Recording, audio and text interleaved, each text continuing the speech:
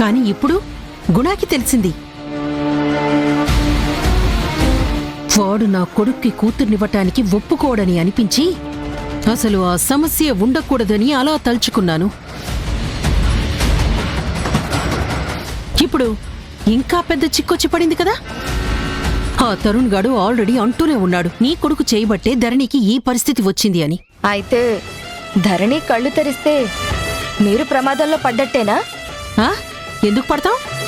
వాడు పెళ్లి చేసుకుంటా అని అడిగాడు కాని ప్రాణాలు తీస్తామని ఏం అనలేదు కదా. దాని దారిన దాన్ని వదిలేసొచ్చాడు, అదేం తప్పు కాదు కదా. మరి తప్పు కానప్పుడు ధరణి చావెందుకు కోరుకోవడం? అది మాకు దక్కదేమో అన్న కోపంలో అనుకున్నాంలే, వదిలే. అసలు ధరణి ఆ పరిస్థితికి కారణం ఏమై ఉంటుందంటావు? నాకు మాత్రం ఏం తెలుసు. ఈ కేశవ్ గాడు ఎంత చిత్రహింస పెట్టాడో ఏంటో, ఇంత ప్రమాదకర పరిస్థితుల్లో ఎందుకు పడేయాల్సి వచ్చిందో. ఏదైనా వాడి పేరు బయటికి రాకుండా ఉంటే పాలాభిషేకం చేయిస్తాను. ఎవరు ఏ ఇబ్బంది పెట్టారో కాని పాపం ధరణి పరిస్థితి 50-50 ఛాన్సెస్ అని గుణా చెప్పాడు. ఒకవేళ మన బండారం బయటపడితే ఖచ్చితంగా మనం ప్రాబ్లం ఫేస్ చేయాల్సొస్తుంది. ఇప్పుడేగా మా వాడేం చేశాడు, ఏం ప్రాబ్లం అన్నావు? ఈ విషయంలో కాదు, గుణ కూతురని తెలిసే మనం ప్లాన్ చేశామనే అనుమానం వస్తే. కరెక్టే, నేను ఆ విషయం ఆలోచించలేదు.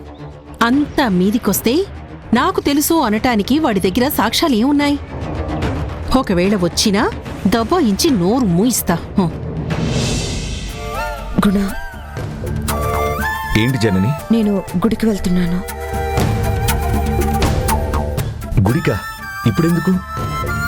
జంగం దేవరు చెప్పాడు, శివాలయంలో మృత్యుంజయ హోమం చేస్తే ధరణి అపాయంలో నుంచి బయటపడుతుందని.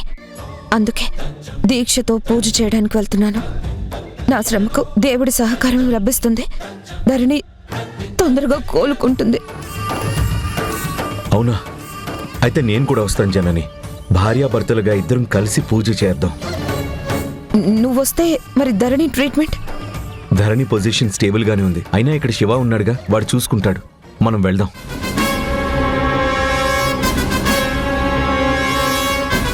శారదా, విన్నావా?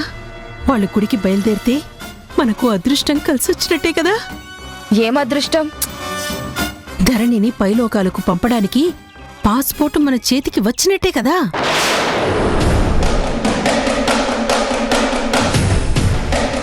వద్దు శక్తి, తప్పుడు ఆలోచనలు రానివ్వమాక. నాకు చాలా భయంగా ఉంది. ధరణిని చంపడానికి నేను ఒప్పుకోను. నువ్వొప్పుకోను అంటావేం? నేను ఏమన్నా నీ కన్న కూతురి చంపుతాను అంటున్నానా? కన్న కూతురు కాకపోయినా ఈ చేతులతో పెంచాను. నాకు ధరణి మీద ప్రేముంది. ఓ,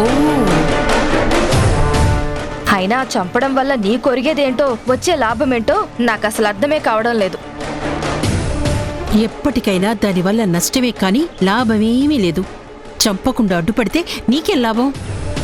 కనీసం ధరణి బ్రతుకుంటేనన్నా పెంచిన తల్లిగా వాళ్లతో మంచిగా ఉంటే అంతో ఇంతో నీటిగా చాటుగా వెనకేసుకోవచ్చు. ప్రాణాలు తీస్తే ఏడుపు తప్ప మిగిలేదేం ఉండదు. అందుకే ధరణి ప్రాణాలు తీయడానికి నేను అస్సలు ఒప్పుకోను. నా మాట కాదని నాకు ఎదురు తిరిగి నన్ను బెదిరించి భయపెట్టి ప్రాణాలు తీసే ప్లాన్లు వేస్తే నీ ప్లాన్ గురించి అందరికీ చెప్తాను. అలర్ట్ చేస్తా, జాగ్రత్త.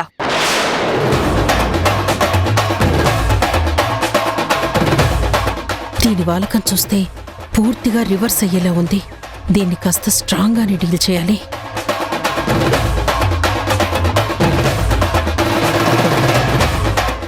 ఇదిగో, నీ లాభాలకి నష్టం జరగకపోతే, నీ ఆలోచనలకి అంతరాయం ఏర్పడకపోతే అప్పుడు ఓకేనా? అంటే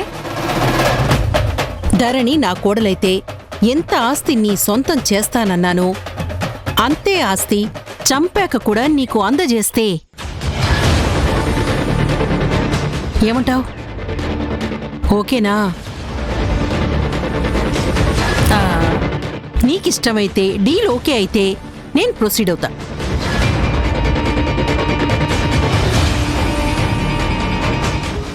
నువ్వు నన్ను మోసం చేస్తే లైన్లోకి వచ్చింది. ఏ శిక్ష అయినా విధించు. నేను మర్డర్ చేశాను అని గుణ వాళ్ళకి చెప్పేయి. సరే అయితే, కానీ ఒక కండిషన్. ఏంటది? నువ్వు ఏ ప్లాన్ అన్నా వెయ్యి, ఎలా అయినా ఇంప్లిమెంట్ చెయ్యి, కానీ నేను ఇన్వాల్వ్ కాను. నన్ను ఇన్వాల్వ్ చెయ్యొద్దు. ఓకే, అస్సలు నీతో అవసరం పడదు. అంతా నేనొక్కదాన్ని సింగిల్ హ్యాండ్తో డీల్ చేస్తా. ఓకేనా? హ్మ్.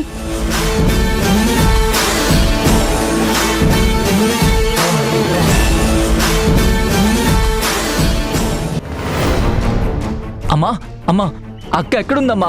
అక్కకి ఎలా ఉందమ్మా? చెప్పమ్మా. అక్కని నేను చూడాలమ్మా. అక్క అపాయంలో ఉందని చెప్పావు కదమ్మా. అమ్మా ప్లీజ్ అమ్మా, నేను అక్కని అర్జెంట్గా చూడాలమ్మా. చెప్పమ్మా. రే, దానికి ట్రీట్మెంట్ జరుగుతుందిరా. ఇప్పుడు నువ్వు వెళ్ళి చూడొచ్చో చూడకూడదో.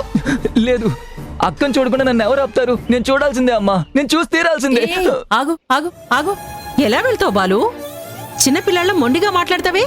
అవతల ట్రీట్మెంట్ జరుగుతుంటే నిన్ను ఎలా చేస్తారా? ఆ? లేదు, నేను బయట నుంచి అయినా చూస్తాను అక్కని.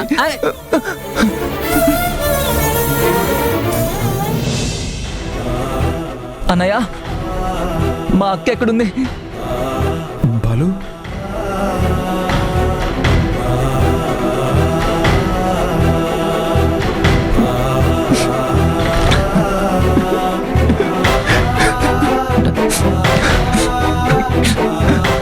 అమ్మా, డాక్టర్లు ఏమంటున్నారు? అక్కకి ఏం ప్రమాదం లేదు కదా? ఇప్పుడైతే ఏం చెప్పలేమంటున్నారు. వాళ్ళ ప్రయత్నం వాళ్ళు చేస్తామంటున్నారు. బాలు, కాస్త క్రిటికల్ గానే ఉందిరా అక్క పొజిషన్.